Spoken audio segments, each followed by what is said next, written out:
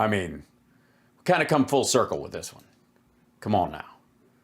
Roger Stone joins to give his thoughts about Mike Lindell potentially running for the RNC. Excuse me, potentially. The Lord told him to. Eat shit. Okay, here we go. I want to see this. Right. You delayed your family dinner tonight to be with us, and that was very kind and gracious of you. Thank you for setting your... Yeah, but he's still chewing Cokeberry sauce. Your family dinner back by 30 minutes, so you can be with us. I want to ask you before Mike joins us at the bottom of the hour about his announcement that he is looking to run for chairman of the RNC. He'll make the announcement for sure, I guess, on Monday. It's making national news. This was Friday, I guess. What do you think of... It's making national news. No, it isn't. This. And what do you think... It was a national joke. Think of the RNC, Mr. Stone?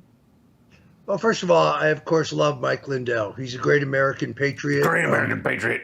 And there's a lot that I like about Mike Lindell. And I just want to say right out of the box that I'm for it and against it, whatever works. Who has really put his money where his mouth is in the fight for both free speech. Wait a minute. His mouth is on Brannon House? Speech and election integrity. And his intentions here, I think, are very good. However, but it's important for people to understand that the governing body of the Republican Party, the Republican National Committee, consists of 3 members from each state. The state party chairperson, a national committee man, and a national committee woman. Women. So basically the man is 1 vote and the women are 1 vote. It's fair. These are establishment Republicans. If 20% of the RNC members are America First Republicans, that would surprise me. If 20% of the National Committee members... Dude, the House members, there aren't that many of them. ...are loyal to President Donald Trump, that would surprise me. So this is very, very much an insider's game. Now, in the history of the Republican Party, never in the party's history of over 100 years has any national chairperson who presided over a presidential loss been retained as chairman of the party. In fact, it is traditional when a national chair leader presides over a presidential loss that they resign and they're always replaced. In this particular case, Romney McDaniel, who is the current national chairman, essentially chairperson conned President Donald Trump. Well, I mean, that's not hard.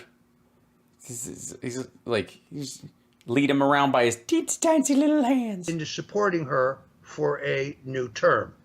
By tradition, the presidential nominee, meaning the person nominated at the National Convention, is allowed to name the state party chairman.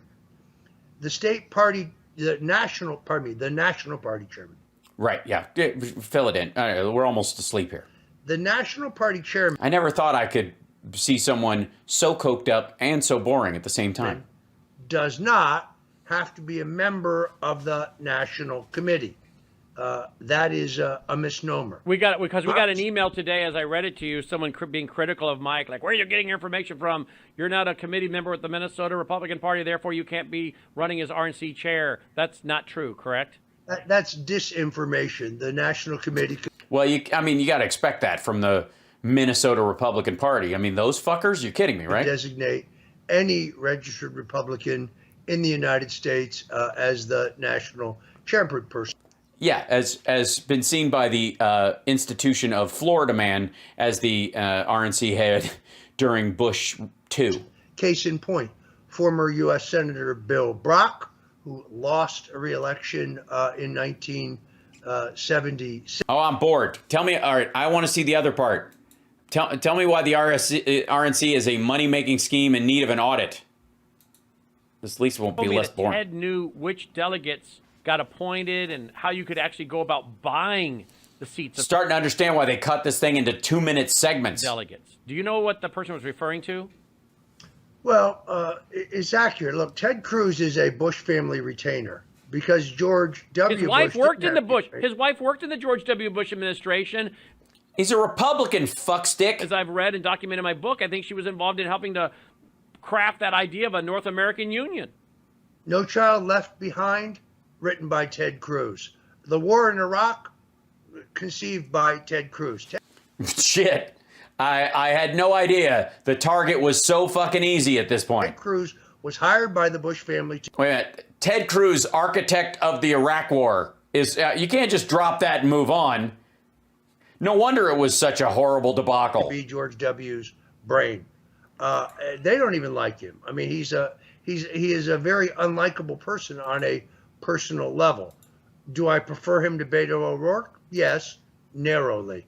But the point here Wow. is that the delegate process is somewhat different than the Republican National Committee process.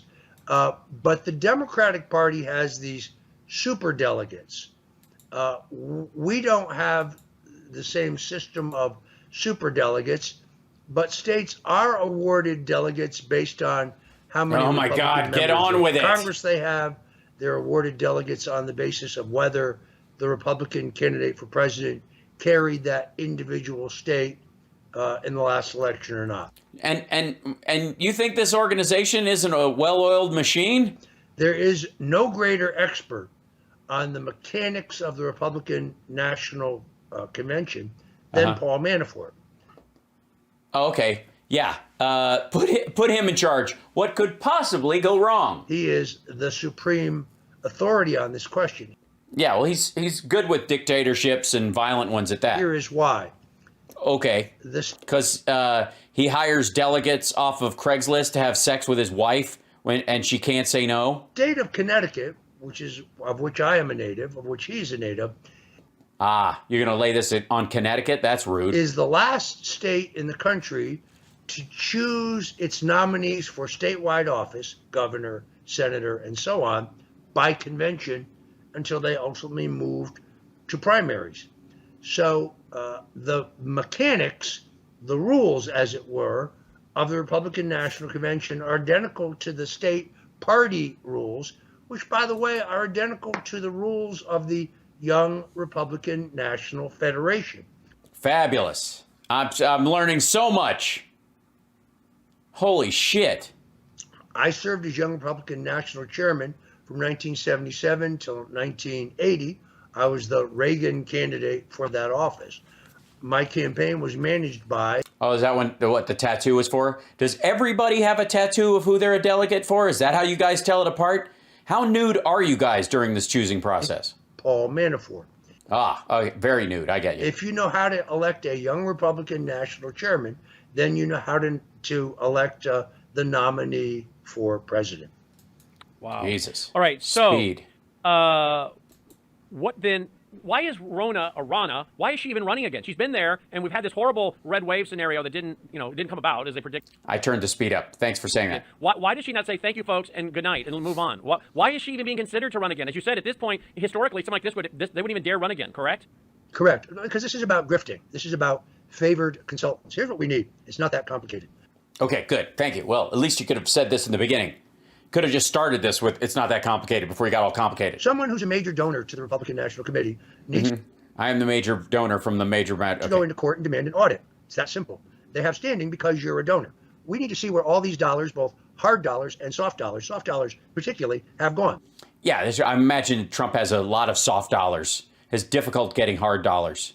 So whether you've given $1 to the Republican National Committee or whether you've given $10,000 or $100,000 or $1 million, somebody with standing needs to sue for an audit so that all of the donors can see where their money has gone. Well, why don't you? What you're going to Why doesn't Mike Pillow? find is that there are some, sadly even some in Trump's circle, who walked away with millions and millions and millions of dollars of compensation. Why is Rana hanging around? This is a money-making scheme. Right on. High quality. There you go. That's how it ended. This is a money-making scheme. Good times. Ain't we lucky we got them. I mean, I don't know how much more of that I can take tonight.